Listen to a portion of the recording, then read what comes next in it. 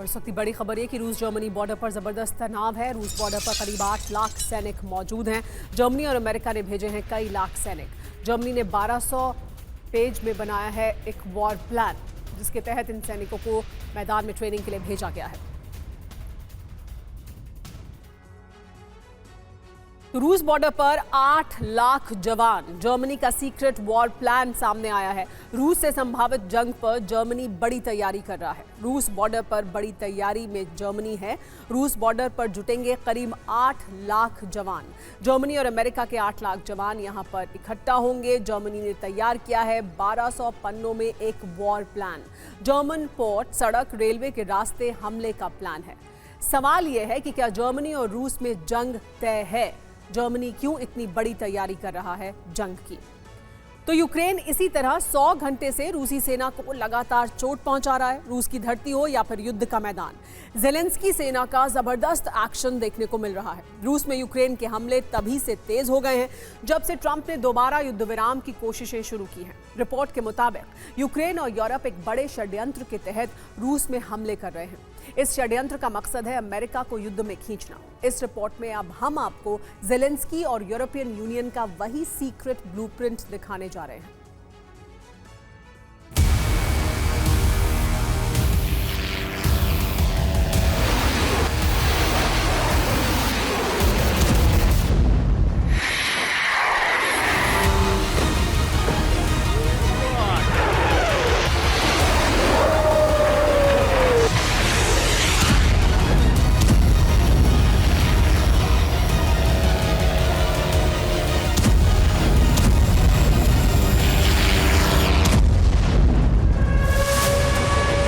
रूस में विनाश की जो भयावह आग भड़की हुई है, वो यूरोप और यूक्रेन के षड्यंत्र का परिणाम है।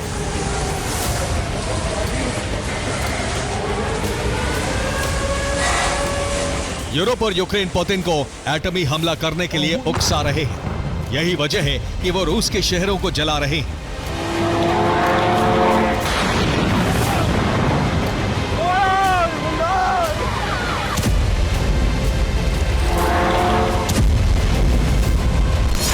यूरोप और यूक्रेन चाहते हैं कि पुतिन इतना भड़क जाएं कि अपनी सेना को परमाणु हमले का आदेश दे दें।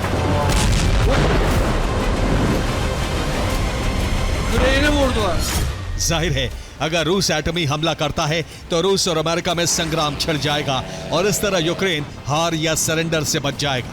रूस और अमेरिका में जंग छिड़ी तो यूक्रेन की जमीन भी बच जाएगी।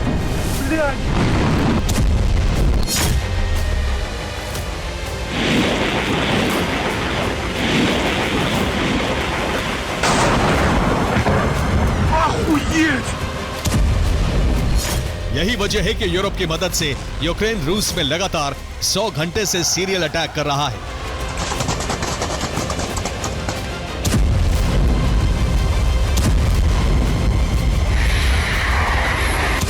ट्रंप के 28 सूत्रीय शांति प्रस्ताव के सामने आने के बाद यूरोप और यूक्रेन कुछ ऐसा करने का प्रयास कर रहे हैं जिससे पुतिन और ट्रंप में तलवार खिंच जाए। इसी षड्यंत्र का नतीजा है रूस में यूक्रेन के नॉनस्टॉप ड्रोन हमले।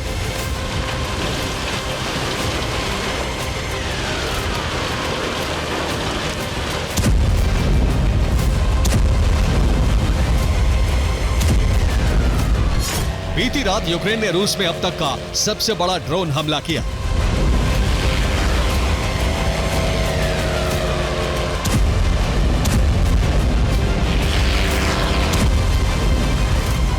रिपोर्ट के मुताबिक यूक्रेन ने कुछ ही घंटों के अंदर रूस में 700 से ज्यादा ड्रोन फायर कर दिए।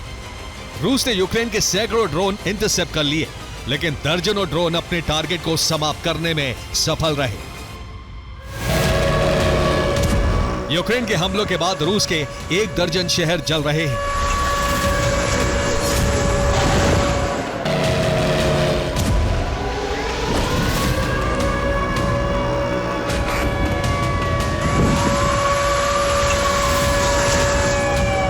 कुर्स्क में यूक्रेन के हमले से रूस की यूनिवर्सिटी बर्बाद हो गई।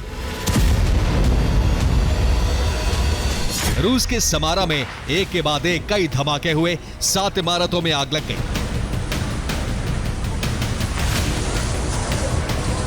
रोस्टोव में यूक्रेन ने रूस की मिसाइल फैक्ट्री को टारगेट किया।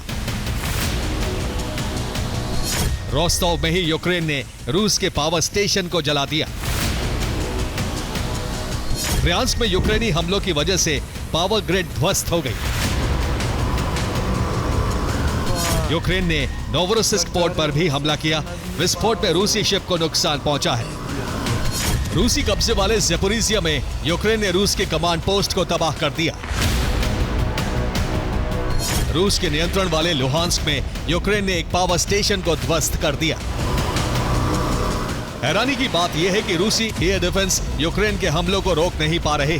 सूत्रों के मुताबिक रूस में यूक्रेन के हमले इसलिए सफल हो रहे हैं क्योंकि युद्ध में अब यूरोप के सैन्य कमांडर्स ने मोर्चा संभाल लिया है।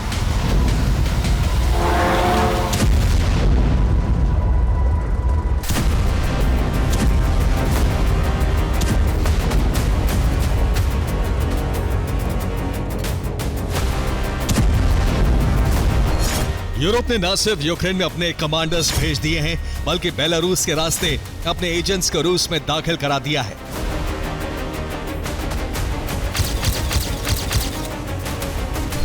यूरोप के ये एजेंट अब रूस के संवेदनशील सैन्य ठिकानों की जानकारी भेज रहे हैं। इस जानकारी की मदद से यूक्रेन में बैठे यूरोपीय कमांडर उसे टारगेट कर रहे हैं।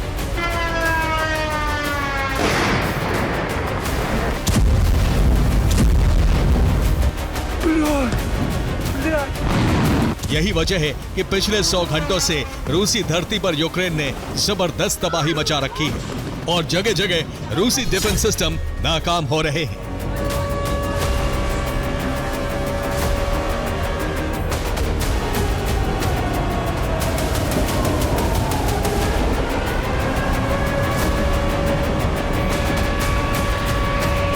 यूक्रेनी एयरफोर्स अब बॉर्डर से सटे रूसी प्रांतों में मिराज फाइटर जेट से GBU बमों की बरसात कर रही है।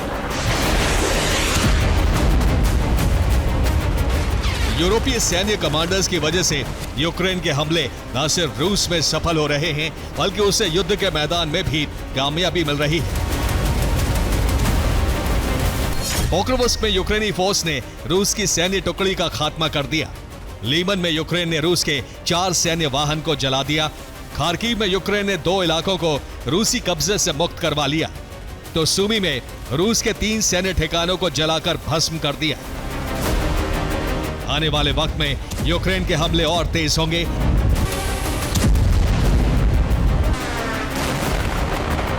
क्योंकि नेटो यूक्रेन को 44,680 करोड़ रुपए और IMF 73,278 करोड़ रुपए की मदद देने जा रहे हैं। इतना ही नहीं, यूरोपियन यूनियन यूक्रेन को 1,760 करोड़ रुपए का हथियार देगा। नेटो, IMF और यूरोप के इसी मदद से यूक्रेन युद्ध की आग को भड़काने में जुटा है। ज़ेलेंस्की पुतिन को एटमी हमले के लिए उकसा रहे हैं ताकि परमाणु हमले के बाद अमेरिका यूक्रेन और यूरोप की रक्षा के लिए युद्ध में उतरने को विवश हो जाए। Bureau report, TV9, Bharatvarsh.